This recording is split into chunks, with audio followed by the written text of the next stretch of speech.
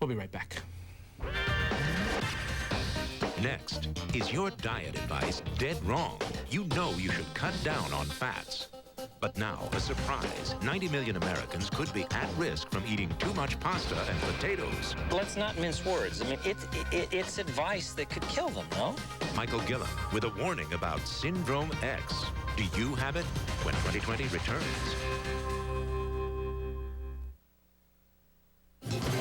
This scientist says millions of Americans can't help stuffing themselves, and he thinks it's what they're eating that's making them fat.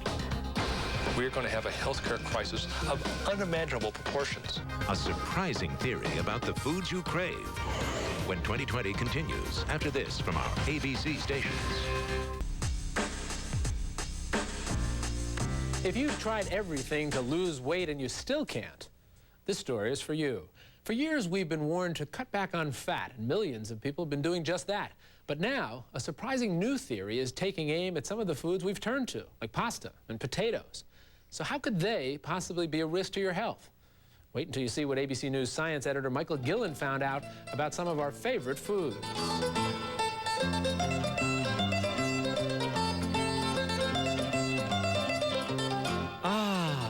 Pasta, pizza, pastries, potatoes. Are these the foods you love? The foods you crave? Do you salivate at the sight of all these sugary and starchy temptations? Do you? It's a little bit different. Robert Haug does. At 230 pounds, he has a special weakness for pasta. Pasta, I cook so many different varieties. And it's not just pasta he craves. I love carbohydrates. After decades of being warned away from fats, we're stuffing ourselves with carbohydrates like never before. More than you probably realize. For example, breakfast, the cereal, the banana, the bagel, even the orange juice and the yogurt, nearly all carbs. Now take a look at lunch. You have the hamburger bun, the low-fat chips, even the ketchup and the pickle. Again, all carbs. And finally, dinner, the baked potato, the broccoli, the dinner roll, even the applesauce and the beer, believe it or not, again, all carbs. The result? We're now eating 50 pounds more carbohydrates annually per person than a decade ago. I have carrots or I have stuffing. Stuffing? What's more, obesity is at an all-time high, and so are many carbohydrate-related diseases. The scariest being something called Syndrome X. I'll tell you more about that later, but it can be so lethal, it's putting 90 million of us at increased risk for a heart attack. Unless we check this epidemic, in 10 to 15 years, we're going to have a healthcare crisis of unimaginable proportions. Biochemist Barry Sears, author of the best-selling diet book The Zone, blames the obesity crisis on what he calls carbohydrate hell. According to his controversial theory, carbohydrates, unlike any other food, create within us an uncontrollable addiction-like craving. The whole key is really excess insulin. That's why Americans are obese. Fat was never the enemy. Excess insulin is the enemy. What's he talking about? Well, it's well known that the carbohydrates we eat turn into sugars, which trigger the release of insulin. The insulin routes the sugars to our muscles for energy and stores the rest as fat. All that is normal. But according to Sears' theory, eating too many carbs triggers a flood of insulin, which clears the sugars from our blood so quickly, we suddenly feel hungry again. The result? You eat a big carbohydrate meal at 12. By 3 o'clock, you're hungry again. You eat more carbohydrates. By 7, you're hungry again. You eat more carbohydrates. Carbs drive our sugar level up. Insulin drives it down. A vicious cycle, says Sears, that keeps us hooked on carbs and leads to overeating. We get caught up in this cycle of eating, craving, eating, craving. Exactly. They're reaching for the Doritos. They're reaching for the Oreos. They're really forms of self-medication to temporarily boost and restore blood sugar levels. Carol Yench says she knows the feeling all too well, especially when it comes to refined carbohydrates, foods full of processed sugars. Sugar, I feel, is a drug, and it affects your mood, it affects your balance, and affects your life.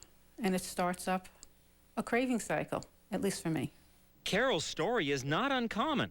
When we posted a notice on our website, abcnews.com, hundreds of people claimed to be hooked on carbs. And millions of others are buying diet books like The Carbohydrate Addict's Lifespan Program by Rachel and Richard Heller. The Hellers have been on Oprah 3 times already, blaming our obesity crisis on carbohydrate overdosing, just like Barry Sears does.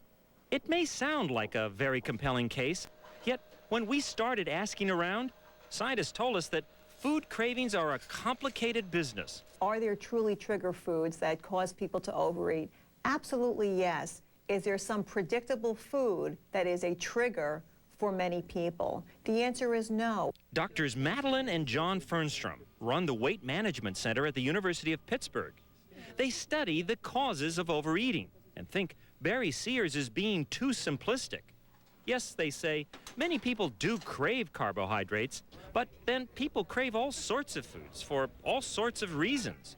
Insulin is one of them, but so are other hormones and brain chemicals. We even crave foods for purely psychological reasons. You might find out it was a favorite food when they were a child. It was one that their mother gave them. It has some positive association, and they like them a lot. I like nuts. That's my trigger food. At Stanford University, Dr. Gerald Reaven also has a bone to pick with the carb craving theory.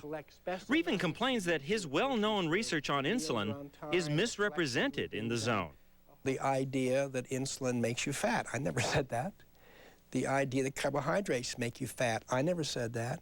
So you don't go along with this notion that there is something peculiar about carbohydrates that makes us fat? Absolutely not.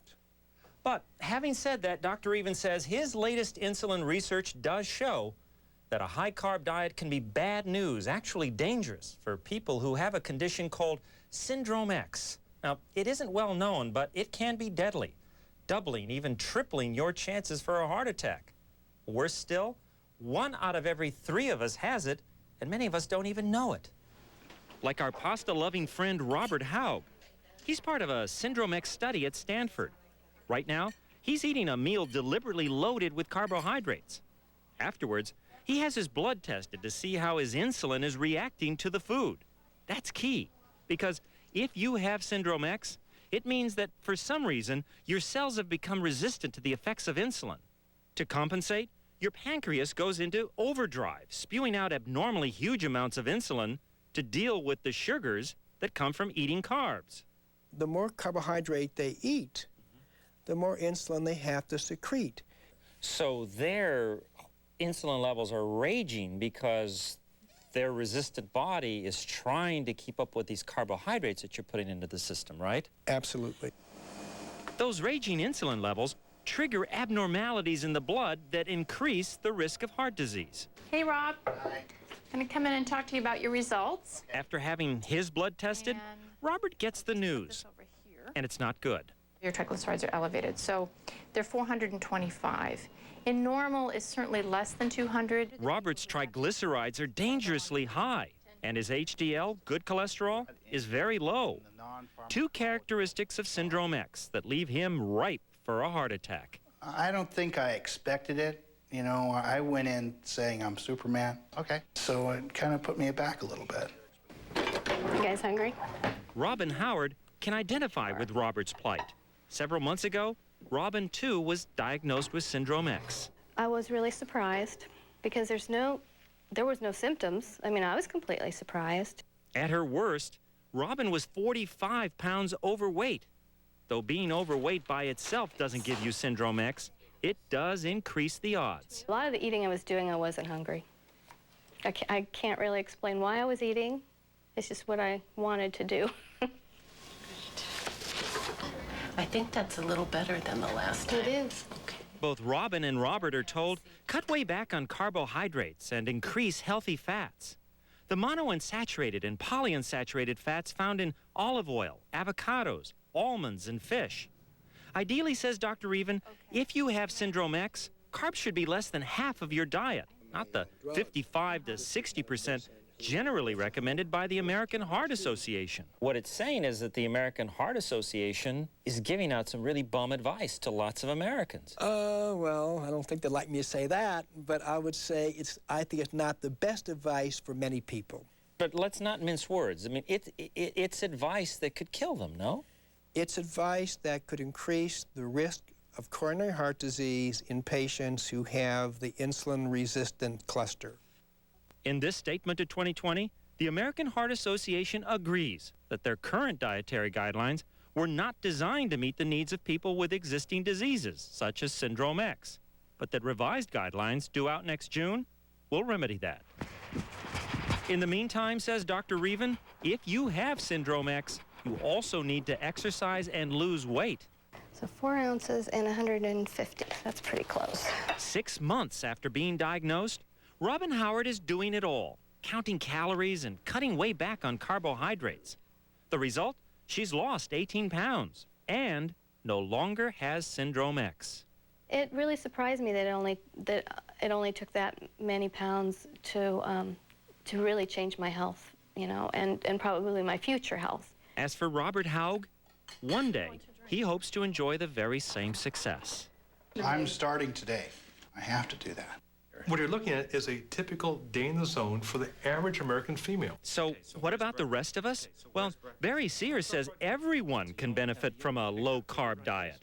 Like Dr. Reven, his formula calls for about 40% carbohydrates, mostly fruits and vegetables. The rest of his diet, he splits evenly between proteins and healthy fats. And so you're saying that this is all designed to keep our insulin level at an even keel? At each meal. Though they disagree with Sears' carb-craving theory, many critics don't see any real harm in his low-carb diet. Actually, it is not health damaging to try out some of these strategies for trying to regulate your blood sugar or try and keep your insulin levels more even. The Sears diet is reasonably well-balanced, they say. And for our carb-loving Carol Yench, that's important. Whereas she used to graze on carbohydrates nonstop, now she says the fats and proteins in the Sears diet help make her feel full, so she eats less. I felt like I ate a meal and nothing happened because I was eating a proper meal, a meal that was proper for me.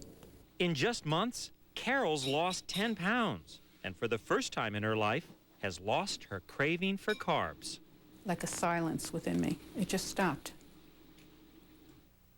If you're concerned about Syndrome X, you should make sure you get a blood test that measures your cholesterol and triglyceride levels, especially if you have a family history of heart disease or diabetes. Jack? Bottom line, Connie, here is if you eat too much of anything, you gain weight. So moderation is the key. And remember, a calorie is still a calorie. And if you want to find out more about this story, you can go to our website, abcnews.com.